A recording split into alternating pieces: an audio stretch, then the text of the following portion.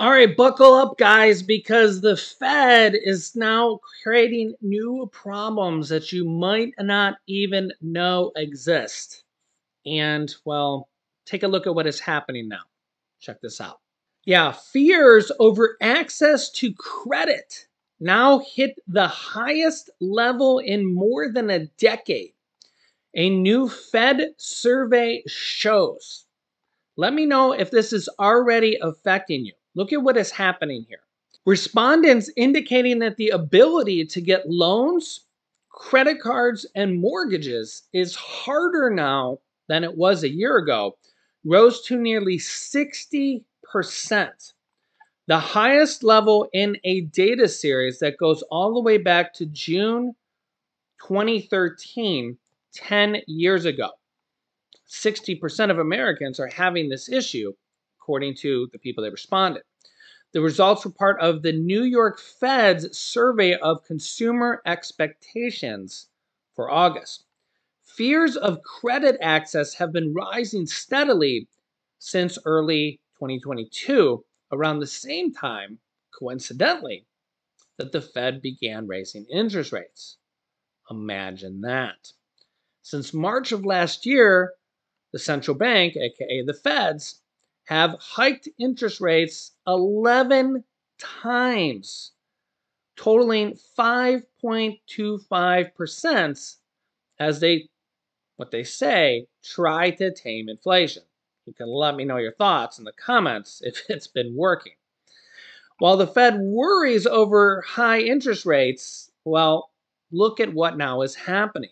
The survey shows that respondents' expectations for gas prices have rose almost half a percentage point to 4.9%, 0.8% for medical care to 9.2%, 0.1% for food to 5.3%, and 0.2% apiece for college education and rent to 8.2% and 9.2%, respectively. Worries also about rising about employment. The survey showed that the main expectation of losing one's job in the next year, because of probably recession and how bad the economy is getting in a lot of different areas, are 13.8%, the highest since April of 2021, the thick of the pandemic. Wow. And this comes with unemployment at only 3.8%, which is considered full employment, yet a lot of people are dramatically worried that they're going to lose their job. Does this sound like what the Fed is doing is working? People are worried they're not going to be able to get loans. They're not going to be able to get mortgages. They're not going to be able to get credit cards. They're not going to be able to get access to money. And remember, this comes with mortgage rates now at 8%. This comes with credit card interest rates at 25% on average. And this comes with people just trying to make ends meet. I mean, take a look at what is happening here.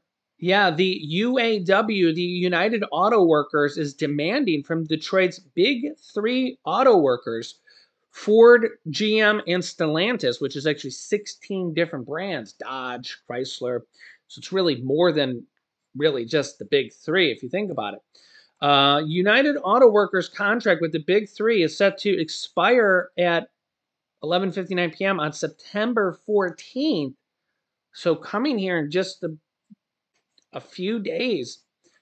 This comes as they had wanted a 46% raise and a 32-hour work week in the war against Detroit automakers, which is a massive raise. This comes as the pilots had got a 46% raise, and UPS had got a massive raise. UPS drivers making up to $170,000 a year when full-time and including benefits, making it a good job.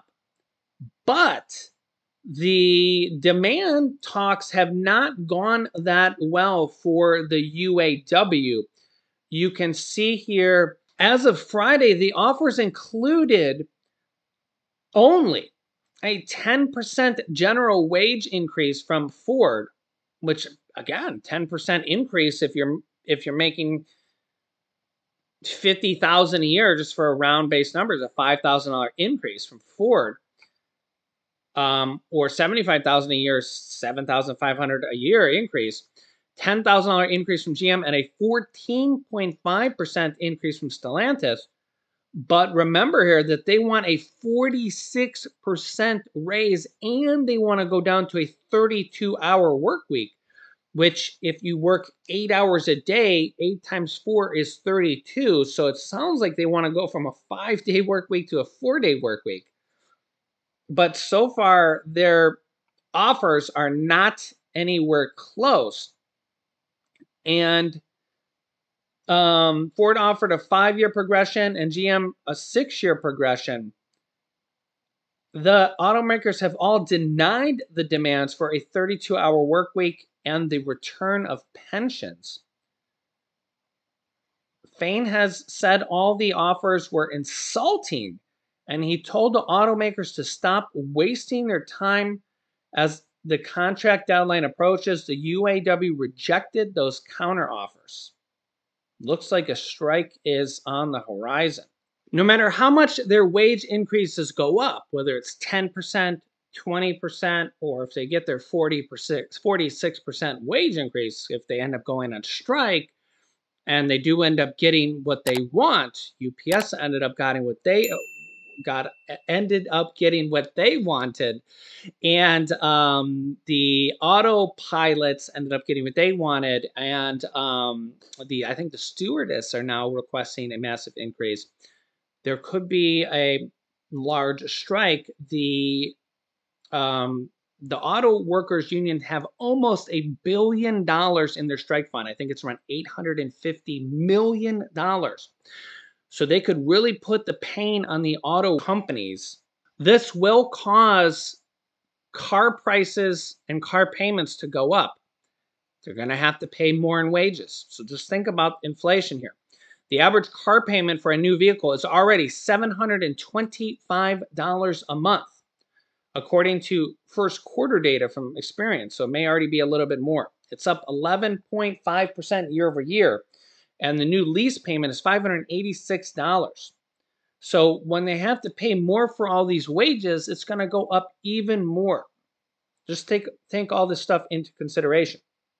The contract dispute with Disney just ended, as Disney and Charter Cable and Spectrum, they just reached an agreement after a 10-day strike impasse just in time for Monday Night Football. Remember, Disney owns ABC Go, ESPN, and employs hundreds of thousands of employees across the country, at the theme parks, at ESPN, at ABC, at Go, and they all wanted raises too. And in return, Disney and the whole company had to seek raises from the cable companies as well. So remember, all of these employees are wanting more money from their companies, the employers. And in return, the employers are going to have to raise their rates, what they charge. So what's going to happen now, for example, you're going to see your cable bill go up. You're going to pay more money for cable. Charter Cable, Spectrum's going to charge you more money. You're going to get mad at your cable company. But it's because Disney's going to have to pay more money to hundreds of thousands of employees, whether they work at the theme park, whether they work at ESPN, whether they work at Go, whether they work for Monday Night Football. Okay, all those, Disney employs hundreds of thousands of people. And again, whether you're mad at Disney or whatever, right? GM, Ford, Stellantis, Chrysler, Dodge, all of those employees want a living wage. Okay, think about all these people. All those, they want a 46% raise, and they want to go down to a 4-day work week. I don't know if they're going to get all that, but just think about what they're asking for. Even if they come to a compromise somewhere in the middle, and again, you actually might be working for the auto workers union.